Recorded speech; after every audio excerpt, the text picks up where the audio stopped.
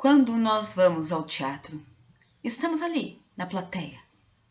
De repente, todas as luzes se apagam. Os 3 sinais tocam. E aí começa a dar aquele friozinho na barriga. E o nosso cérebro começa a se perguntar: o que vai acontecer? O que vai acontecer? Ele precisa de uma informação. As cortinas se abrem.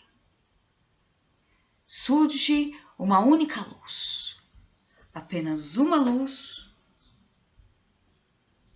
e um ator. Ai, o ator. Mas afinal, o que é que a gente vê? Olá! Meu nome é Aline Sansa, eu sou atriz, diretora e arte educadora das oficinas culturais gratuitas aqui da cidade de Jundiaí.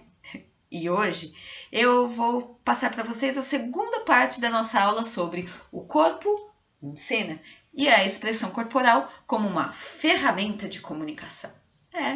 No nosso último encontro, nós falamos da importância de um corpo pronto para o trabalho em cena. E que para isso nós precisamos conhecer muito bem essa nossa ferramenta de trabalho, os nossos músculos, ossos, as nossas possibilidades de movimento, possibilidades de expressão. E também é muito importante que a gente conheça, além das nossas possibilidades, as nossas possíveis limitações também.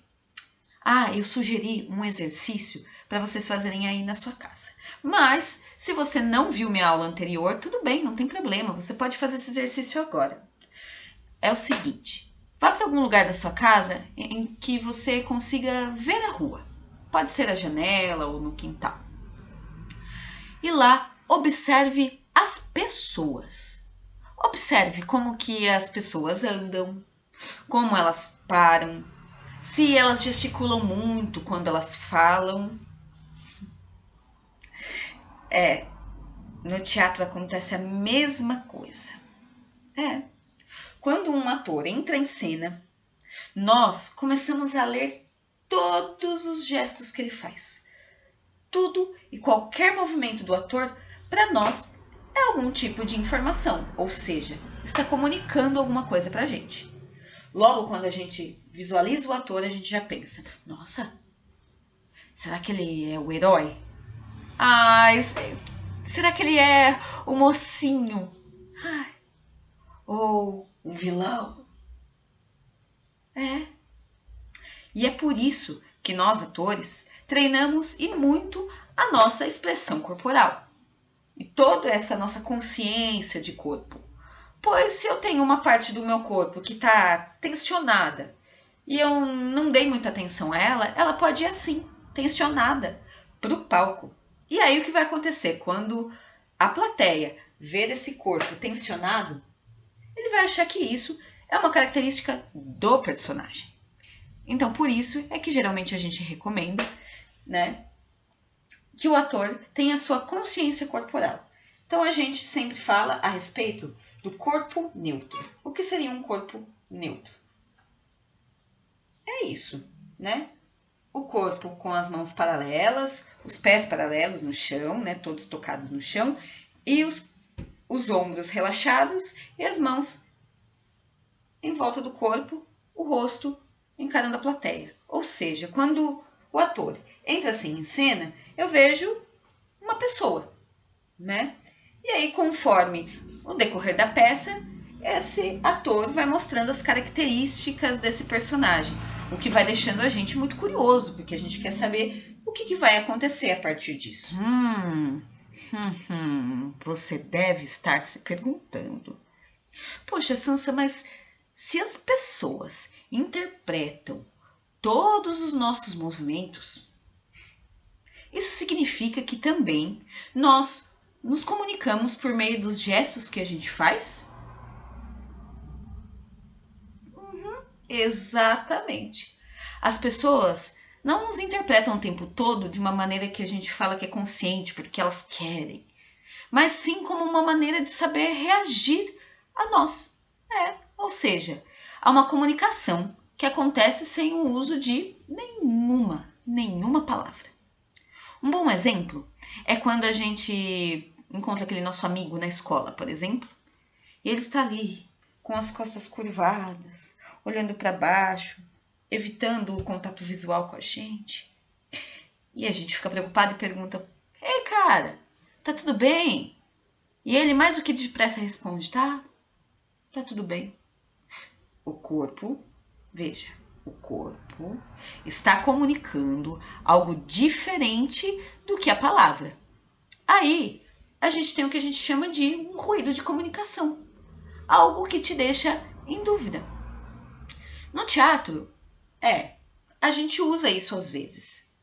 É um recurso para quando a gente quer deixar a plateia em dúvida sobre o caráter do personagem. Então, a gente percebe algumas ações que são um pouco diferentes do que ele está dizendo, né?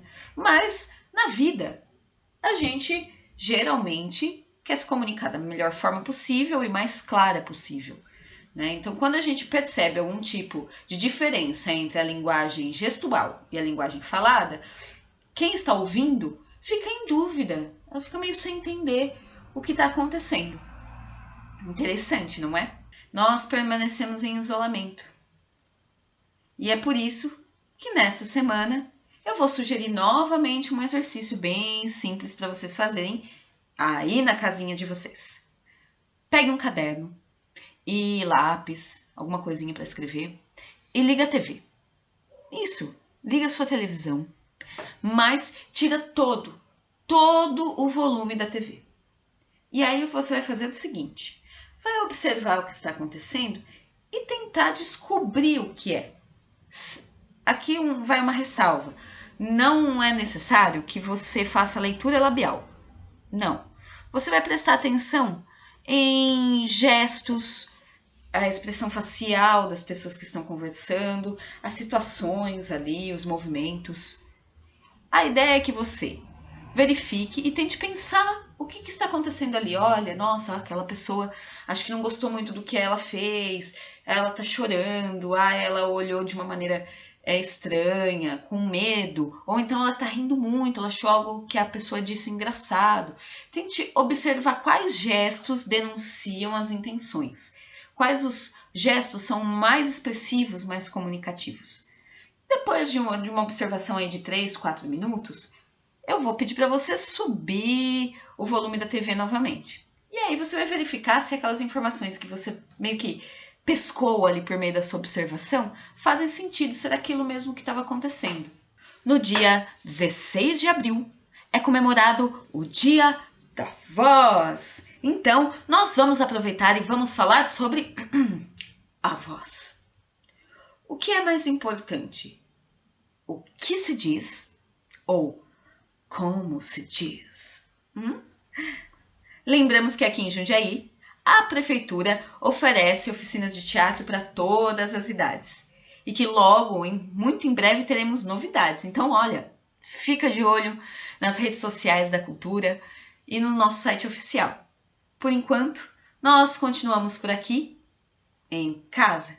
Mas em breve, muito em breve, eu tenho certeza, nos vemos na sala de ensaio, firmes e fortes. Combinado? Até lá!